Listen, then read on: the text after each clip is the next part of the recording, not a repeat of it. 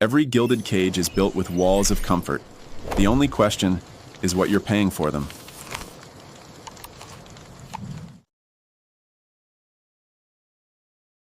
All right, today we're pulling back the curtain on something that's running in the background of our lives every single day. We're going to decode the unseen script, the script of modern manipulation that shapes what we think, what we want, and who we are. You know the moment, right? Someone comes up to you and says, "Wow, you're just so generous," or "You're the only person smart enough to figure this out." And you can feel it coming, can't you? The big ask that follows? That little moment, that's not just a compliment. It's a key turning in a lock. And this gets right to the point. That little bit of flattery isn't about making you feel good. It's about making you easier to control. It's designed to lower your defenses, to make you want to live up to that new label they just gave you. You're now a participant in the game, not just a target. So let's get into the mechanics. We're going to start with how your yes is often won long before you're even asked the question. This is the architecture of agreement. This is a master-level technique called persuasion. You see, the real pros, they don't just charge in and ask for what they want. No, that's amateur hour. They first create the perfect mental environment. They get you thinking about, say, adventure or security or whatever concept will make their real request seem like the most logical, natural next step in the world. They're not just persuading you, they're preparing you to be persuaded. And here's one of their favorite tools, giving you the illusion of choice. It's classic. Do you want to do your homework now or after dinner? The homework is getting done either way. Or think bigger. Which of these two candidates will you vote for when both candidates ultimately serve the exact same agenda? By focusing you on a small, meaningless choice, they cleverly hide the real choice, which is to not play the game at all. You get to feel in control while they control the outcome. Okay, so let's pop open the hood and look at the specific tools, the psychological levers they pull to bypass your critical thinking. Our brains are fundamentally lazy. They have to be, to save energy. And one of their biggest shortcuts is to equate confidence with correctness. We are wired to follow the assertive voice, the certain leader. It's a survival instinct. But it means our brain doesn't always stop to check the facts. It just checks the tone. It mistakes the delivery for the data. And this is the result, isn't it? This one sentence explains so much about our world. The delivery literally becomes the message. We get mesmerized by the performance, not convinced by the proof. Why? Because a hesitant truth is uncomfortable. It requires us to sit with doubt.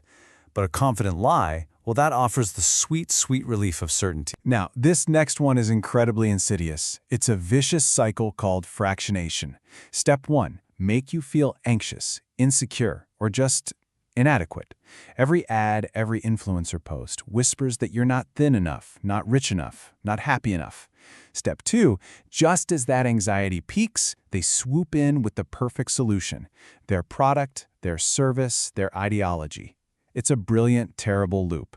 They break you down just so they can sell you the fix. And here's the thought that can set you free. Before you ever ask, "How do I fix myself?" you have to ask a different question. Wait a minute, who told me I was broken to begin with? The moment you do that, you take the power back. Because a person who is content is a terrible customer. And a person who is truly confident is almost impossible to manipulate. So this is the bright, ethical line we have to draw. Persuasion is a conversation between equals. It respects your right to say no. But manipulation, that's different.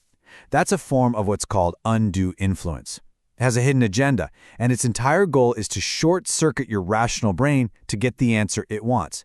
It's not about finding common ground, it's about gaining control. So what happens when you take these one-on-one psychological games and you scale them up?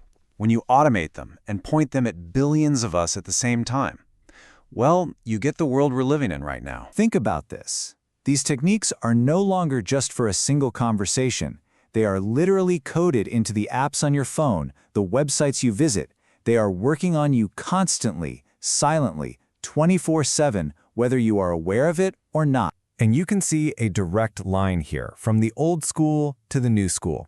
The goal hasn't changed, just the weapon. Old-fashioned wartime propaganda is now AI-generated propaganda delivered at an unbelievable scale. Early psychological experiments on a few people have become AI systems that can micro-target the specific vulnerabilities of millions. And old-school disinformation? That's now AI-powered deepfakes that can literally change what we see and hear. So how do they actually do it? Well, it's a terrifyingly effective system. First, they track everything. Every click, every pause, how long you linger on a photo. Then they use that data to build a shockingly accurate psychological model of you, predicting your weak spots. Then, the algorithm amplifies the most emotionally charged, outrageous content to keep your eyes glued to the screen. And finally, they use reinforcement loops, notifications, likes, streaks to create addictive habits. It's a system of behavioral conditioning that parallels the techniques used in thought reform and cults to create dependency and undue influence. Just let that one sink in for a second. You think the algorithm is finding things you'll like, but what if it's the other way around? What if the algorithm is training you to like what it shows you just by showing it to you over and over again? It's not reflecting your preference, it's manufacturing it. Which brings us to the really chilling part. The ultimate goal of a lot of this isn't to hurt you. It's actually something much more subtle. It's to make you willingly, comfortably, and quietly compliant. Just think about any group you've ever been in, at work, online, even with friends. You learn pretty fast that rocking the boat has consequences. Questioning things gets you labeled as difficult. So what do? We learn to self-censor. We edit our thoughts before we even speak them. And in that silence, obedience takes root. And this is the perfect metaphor for the trap. We trade our freedom for the feeling of safety. We stick to the familiar. We avoid conflict. We stay in our little bubbles because it's just easier. Comfort feels good. But that comfort becomes a leash. It may be soft and fuzzy, but it's still a leash, and it defines the boundaries of your world. So it's worth asking yourself, honestly, what's really driving your decisions day to day? How much of it is what you genuinely want, and how much is just a fear of conflict, a need for someone else's approval, the pressure to go along with the crowd? Or scariest of all, how much is it just an algorithmic nudge that you never even noticed? Okay, so we've looked at the script, we've seen the cage. Now, for the most important part. Let's talk about how to pick the lock. Well, the very first step is the one we're taking right now. It's awareness. It's realizing that a script even exists.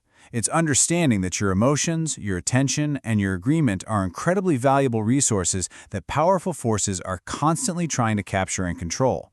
That knowledge is the beginning of freedom. And here is your armor. These are the practical steps.